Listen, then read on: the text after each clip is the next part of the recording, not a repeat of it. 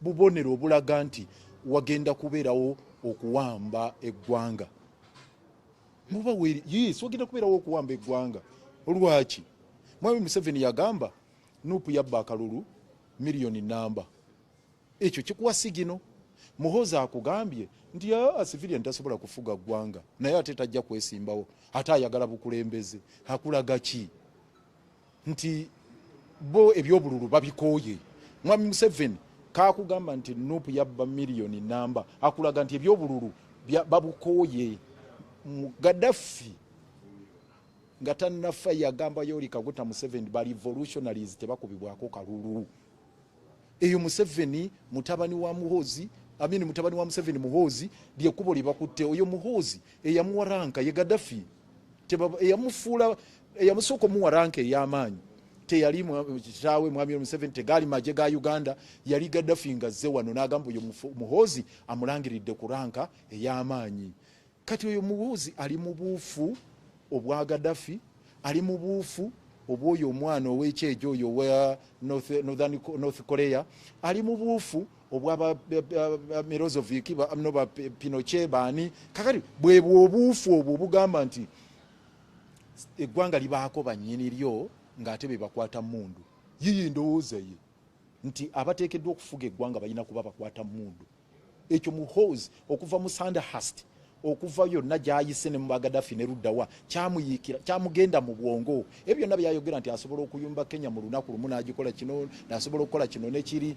Ebyo byonna kambabuulire mmwe temumanyi ba fascists enkola yaabwe ebeera bw'etu. Muhoozi is a fascist. Ba fascist beekweka nnyo mu kigambo kye bayita ultranationalism. Beekweka nnyo mu kintu ekigamba nti bo bali patriotic nnyo. Era bw'olaba abantu nga ba Mussolini, bw'olaba abantu nga bayitira ekyabaleetera okutta bannazzi, ekyabaleetera okutta ba Jews, no si bannazzi, ekyabaleetera okutta ba Jews abo bahitira ne baani, ekyabaleetera okutta ba Jews kugamba nti bo bazimba nation, bali ba ultranationalists, bali patriotic, tebajja kuleeta abantu ng'abo bakola fujjo bwe batyo. Kati Muhoozi fascism yamuyingira mu bwongo. Buli muntu yenna gwalaba nti ayina endowooza egamba nti eggwanga lirina okukyuka libeereko mu mikono emirala amulabanga mulabe wa ggwanga. Era kyovula ba liigi eyo kye bayita PLU, Patriotic League of Uganda. Era ekiraba ekigambo ekyo patriotism and fascism or nazism tewali njawulo. Ekigambo patriotism, nazism ne fascism tebirina njawulo. So obwongo bwa Muhoozi bwa fascist pure, mu fascist classical number one is a fascist. So tayinza ku ebyo byayogera biri mu layini eyo, tayinza Muhoozi kambabuulire tayinza genda mu kalulu kuba tasobola kawangula, tasobola. So ayagala kozesa lyani eru nga ba fascists we bakola. Tete twogera ku Mao. Museveni yagamba ekisonga lwaki yaleeta Mao mu government kubalansinga n'aba Northern babeereko mu government. Tamuleetanga kukola birala. Mao yagamba nti ya championinga transition nti babiteesako. Museveni namugamba gwe twabiteesereza luddawa. Kakati Mao ye nabagamba alinga omusajja agenda omukyala agenda yererejja ku kyalo. N'agenda nga yererejja ndi lubuto lwa gundi. Omusajja namugamba nalukufunyisa ddi. So Museveni yabuuza Mao nakufunyisa ddi olubuto olwa transition ebyo byogenda otembeeta. Kati yagambye nti agenda duzaala alutwala mu cabinet aleeta reforms. Agenda zimugobya mugambe nti nze nakufunyisa olubuto. Idea date kinnaba kuggwa basobola okuwa occupational permit. Obulabe bwe buva omuntu nga talina occupational permit we wali obulabe ye n'atandika kuzimba tafunye takoze safety measures, safety net season n'atandika okuyingira mu kizimbe n'akibeera singa abatayina occupational permit obanga yagifunye mankwetu abalina kwatibwa bakangavulwe kuba bateeka abantu mu bulabe ddala abali mu bizimbe ebyo n'abayingiramu abasuubuliramu n'abakoleramu emirimu egy'enjawulo. So tugenda kulaba PC building committee yaffe tulabe n'abo ba National Building Review Board n'abalala bamonitoringa ebyo, balina okumonitoringa balabe embeera ddala ab'ebizimbe ebyo byonna balina pamiti bazibawa mu butuufu. Atalina pamiti n'abo abazifuna mu bukyamu balina bakwata n'ebizimbe babiggalewo. Kyabulabe ekiri awo ebyo okubimalawo tulina kukola ekintu kimu okufuna ekifo we tuyiwa kasasiro akaseera kano. era yadde nabagambye ffe yadde twayimiriza olw'emigozi oba negiri mu mbeera eyo ey'okuba nti ettaka lyabaddemu obutali bwerufu.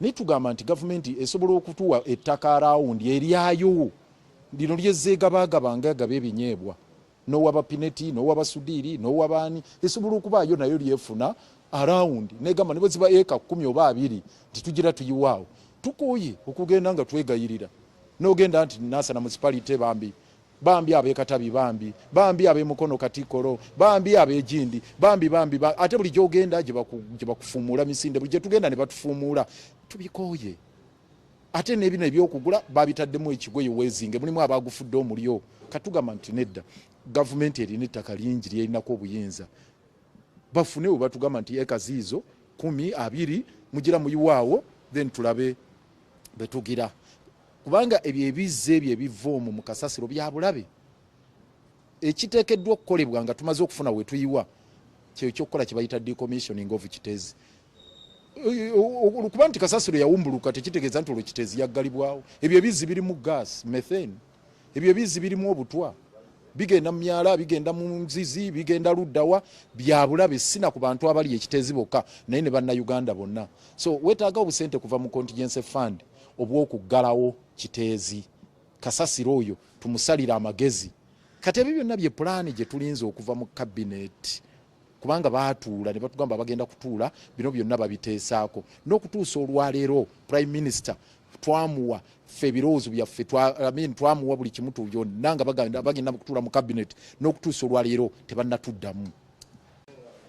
Muhoozi is a typical fascist. He's an ideologue of fascism, pure, classical. From the time he was declared, no, actually, from the time he graduated from Sandhurst, he believed in positive violence, what they call a positive violence. You know, fascists believe in positive violence. That's what he has always been advocating for. And he was decorated as a senior, no, not senior. He was decorated with the ranks, with some senior ranks within the army by Gaddafi, not by the commission here, which is charged with that duty of conferring those titles, those ranks. So those people were given to him by Gaddafi. He's the one who consecrated him, who decorated him, with a message which he had given to his father.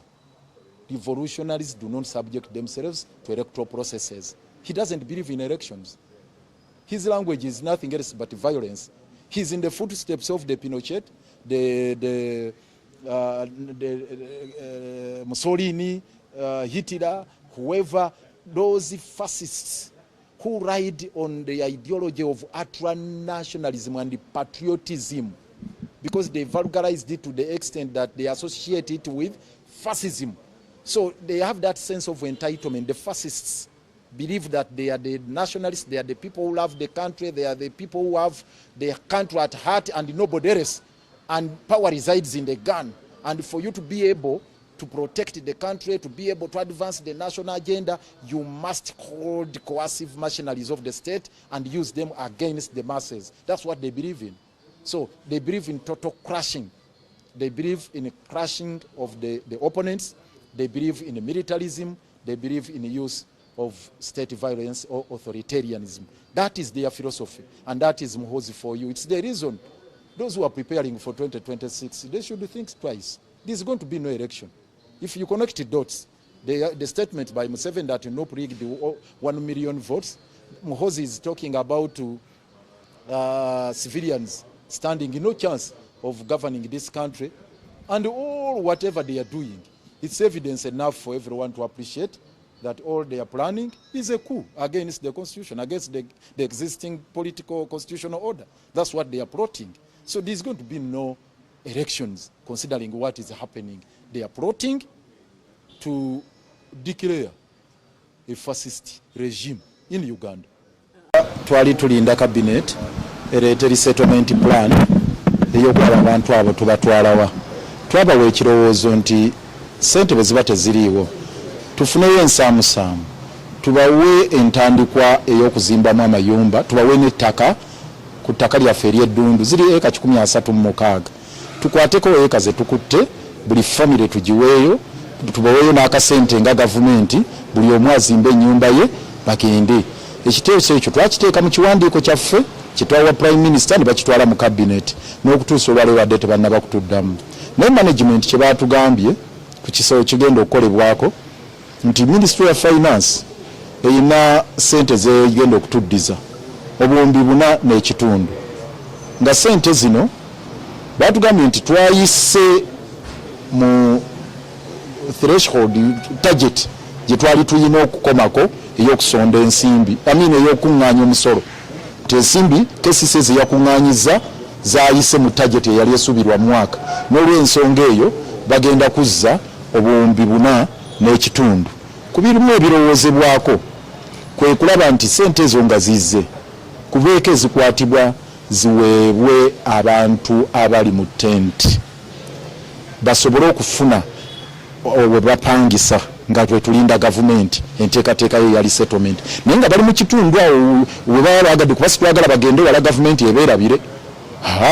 Tufune awo mu kitundu arawundi we bapangisa basobole okuva mu tenti. Obulamu bwa tenti bubi nnyo, so tulinze essaawa yonna esente ezo we zituukira tukole ku ekyo, kubanga tetukyasobola kubeera na mbeera y'abantu obulamu bwabwe nga bukuumiddwa mu tenti. Twagala ekyo tukimalirize ku sente ezo, era kwe tusuubira okusasula ku mafuta, kubanga total area zibadde za billion 2.5. Kati baatulaze abatotaalo nti singa tusobola obbawaako akawumbi kamu bayinza okusigala nga babanja akamu n'ekitundu, naye kano akawumbi akamu nga kalina kuva ku ezo sente 4 billion, then n'endala zitemeetemebwe mu byetaago ebiriwo ebikwatagana n'embeera gye tulimu ey'okuyooyoota n'okuyonja ekibuga. Gwe omuzadde eyitaze essomero erigenda okubangulira omwana wo nga muyiiya mukozi ate ayite ne first grade, katukwanjulire Shehan Standard Day and Boarding Primary School abagenda okuteeka ebyensoma by'omwana wo ku mutendera ogusingira ddala. Empisa, eddiini, ebyemizannyo n'obuyiiya bwonna tubikulembereza ddala, ng'ate ebyokulya n'ebyensula bya mulembe ddala. Tulira n'entambula eri abayizi abaviira ewala. Gwe ate omuzadde eyandiyagadde omwana wo okuyita ne first grade, totunula obulala wonna. Okwewandiisa kugendera ddala mu maaso okuva ku nursery paka ku kibiina eky'omusanvu. Day ne boarding ng'ate n'ebisale birungi ate bisobokera ddala. Jjukira nti requirements zonna omwana wo azisanga ku ssomero. Tusangibwa Lubaga mu Bulwa Zone okuliraana 24/7 Motel. Gwe ayagala okumanya ebisingawo tukubire ku nooti 773 73 359 ne nooti 757 nooti 6 26 96. Shehan Standard Primary School. We invest in education. Munnakampala tukwaniriza ku Richard Roy Furniture ewakaliga banonga bakafuru mu kukolera furniture owawaka sako ne office bakolera ebitanda, sofa sets ezirabisa obulungi amakaago, dining table, wardrobes, dressing mirror. Richard Roy Furniture bakolera buli kibajje ekirabisa obulungi amakaago ne gamasamasa. Kola order yo kati ayagala okuteekateeka amakaago galabike bulungi. Tusangibwa wakaliga awo ku Ssekabaka Road opposite Pacify ku Mpuuta. Tukubire ku nooti 76 nooti 29 816 oba nooti 757 71 46 Richard Roy Furniture, Fiba Kapobo.